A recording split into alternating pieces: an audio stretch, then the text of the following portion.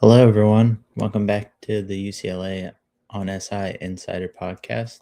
My name is Luke Joseph, and today we're going to be talking about the UCLA Bruins baseball team being eliminated before reaching the Super Regionals in this year's College World Series tournament. But before we get into that, please make sure to like, subscribe, share with all your friends and family. It really helps out the channel, helps all of us on SI. And without further ado, let's begin. So, this was not the type of video that I would think I would be making this early. UCLA has unfortunately lost in the regional part of the bracket. I'm sorry, I'm all lost for words right now, but it's true. The UCLA Bruins have fallen to St. Mary's twice in the regional, in the LA regional part of the bracket. They are the second team to do that since last year's team, since last year's Vanderbilt team, which was also number one. It's the second time a number one overall seed in the College World Series tournament has fallen before reaching the Super Regional. This is a very disappointing end of the season. We were the number one ranked team in the country all year. We were the comeback kids. We had 30 comeback wins on the year, and coincidentally, or ironically, I should say, the way we lost was St. Mary's came back after being down 5-2. But before we get into that game, we need to look back and go through each game and what kind of went wrong. And there's no better place to start than the first game against St. Mary's, and that first game was overall pretty poor. It was a really good day on the mound for Wyla Moss. He looked really good. He kept St. Mary's is such a great offensive team. They're one of the best in the country, and he only held them to 3 runs, which is really impressive when he was on the mound, along with the other pitchers who were on the mound. And it was just, unfortunately, the Bruins never led in that game. They were constantly fell behind, and this is something that I was worried about heading into the tournament. Throughout the Big Ten tournament, it seemed as though we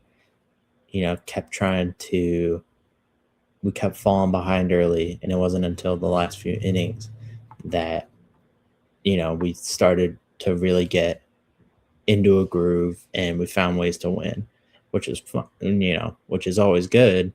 But it's something, as you get into the postseason, it's something that you can never really rely upon. And in that first game, it was 3-2. Throughout the whole game, and you kind of thinking to yourselves like, okay, I think we've seen this movie play out multiple times. 30 times this year. Most in the country, and you might see it again. You place money on it, but it just never came to be. Rockowski,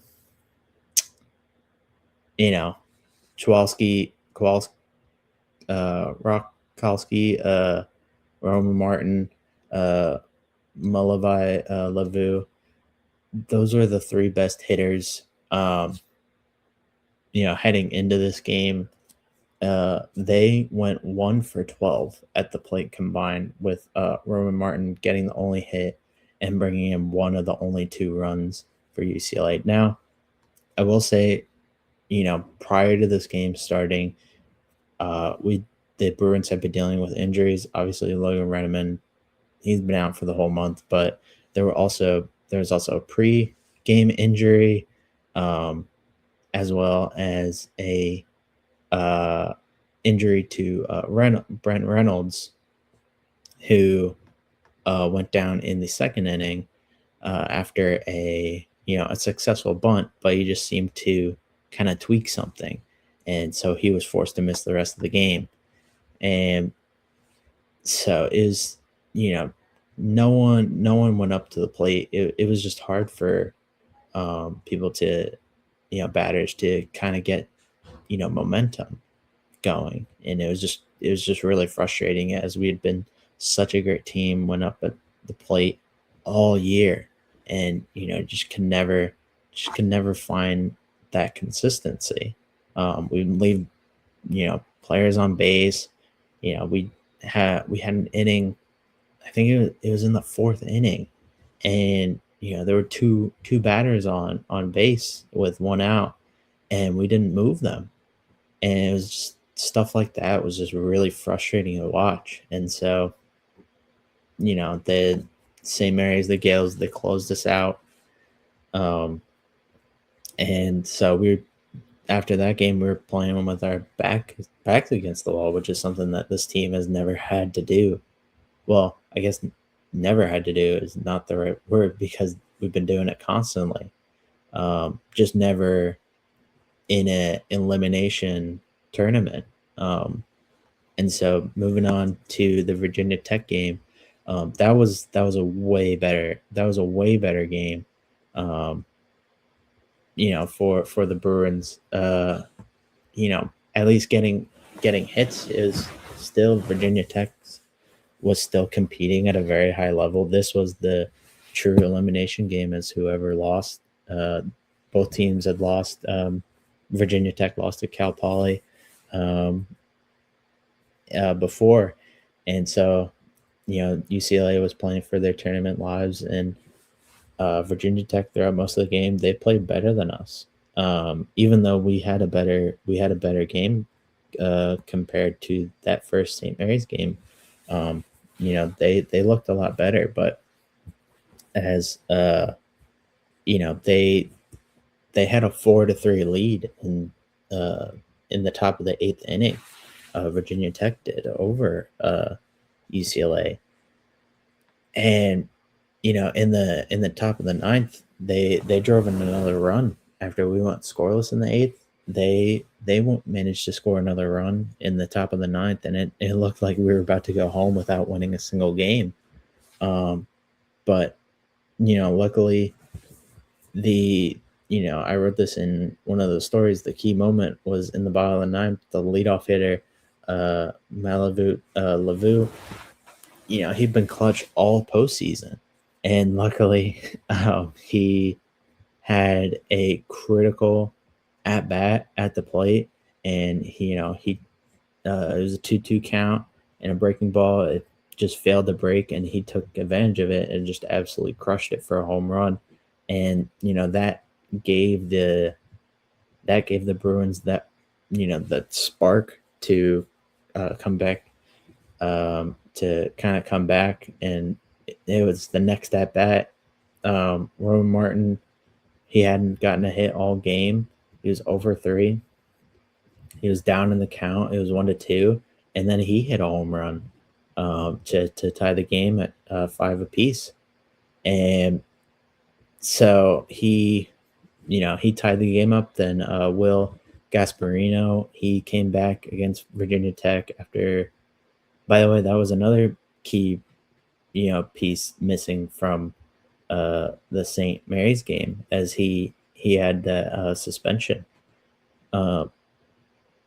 against Oregon in the Big Ten championship game, and so he came back and he had a home run earlier in the game, and then in the bottom of the ninth, he singled to put the winning run on first. Dominic Cadiz will pinch hit for Cashel Duggar, get a hit himself, moving Gasparino all the way to third, and then Phoenix he called game, and he drove in Gasparino for the winning run. And so the Bruins had that momentum heading into their third game of the regional. It would have been between St. Mary's and Cal Poly, and unfortunately, it was St. Mary's who had already beaten us. They were coming off a pretty humiliating loss against Cal Poly, who, by the way, has been playing exceptionally well. I don't even know if we would have beaten Cal Poly. They beat St. Mary's 13-1. They absolutely destroyed them. Cal Poly is looking like one of the best teams in the country right now. And, so we move on, and then we play St. Mary's again. And, throughout this whole game, this was the game that should have been, throughout the first 5 innings, this team looked like it finally woken up. We took a 5-2 lead in the top of the 5th inning. And everything was just clicking, like whether it was the freshman on the mound, having his first start in the postseason, being in the Big Ten championship game, and then coming into a pivotal elimination game in the College World Series tournament. He pitched very well, and even like up at bat, we were hitting very well. But then in the final 5 innings, we only had 2 hits. We didn't score a single run. We only had 2 hits, and that was just unacceptable. It was like we just fell off a cliff. And one of the biggest reasons as to why we lost that game, or we fell to St. Mary's, was this kind of weird pitching decision that John Savage made. It was the bottom of the 8th inning with the Bruins. We were starting to go cold at the plate, and we needed pitching to kind of save us. And so St. Mary's had some momentum. They scored a run, and so John Savage decided to put in Cal Randall and take out Landon Stump, who had just given up a run to cut the deficit to 1. And then Randall would strike out the next two batters, and then he forced a ground out. Ending the inning, we go to the top of the 9th, top of the 9th. We're up 5-4. Unfortunately, the bats just couldn't save us, and we go scoreless. And then, then in the bottom of the 9th, the St. Mary's, they didn't really have a whole lot of momentum, but then they get 1 hit, and then, out of nowhere, Savage decides to put in Easton Hawk. And, that decision just kind of was just a little odd to me, as, Hawk against St. Mary's, he let up a run. And that was the he let up a run against St. Mary's earlier, and he struggled against them, and he struggled again in this game.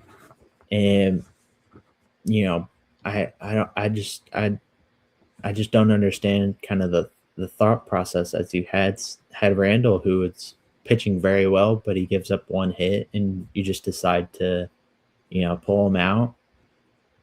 If you were going to pull him out, I would say not to, maybe not pull him out after an inning, just kind of get him through that, have Randall pitch that inning, and then at the start of the 9th, then put in Hawk. But he didn't decide to do that, and I think that's something that clearly cost us. And then Hawk, he didn't pitch great. Once again, he's been such a good closer, but then in this postseason, he wasn't able to finish the job, and he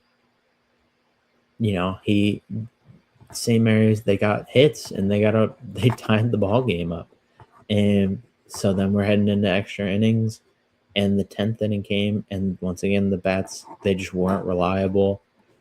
And so then he kept on Hawk on the mound, and through the 10th. And if you take out Randall for giving up a hit, why would you not give out or take out Hawk? For he gave up the game tying run.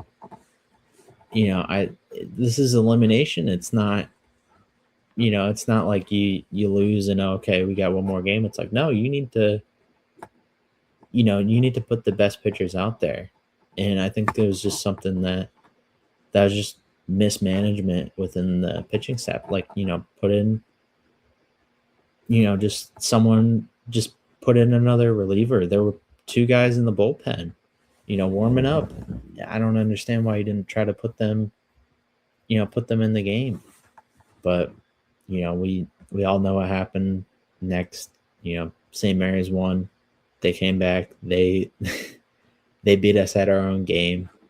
And unfortunately, this was a big stain for such a record-breaking season. This team was built to win a championship. This team should have been in the Final Four. This team should be competing for a championship, and unfortunately, it just didn't happen.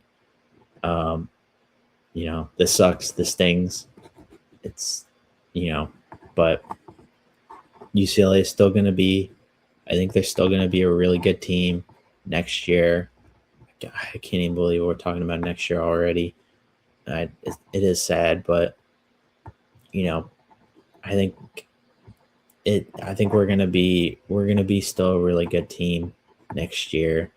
But anyway, guys, sad day, but we'll talk more about this about the future tomorrow. Be sure to like and subscribe. But until tomorrow, peace. Hope everyone has a great rest of your day.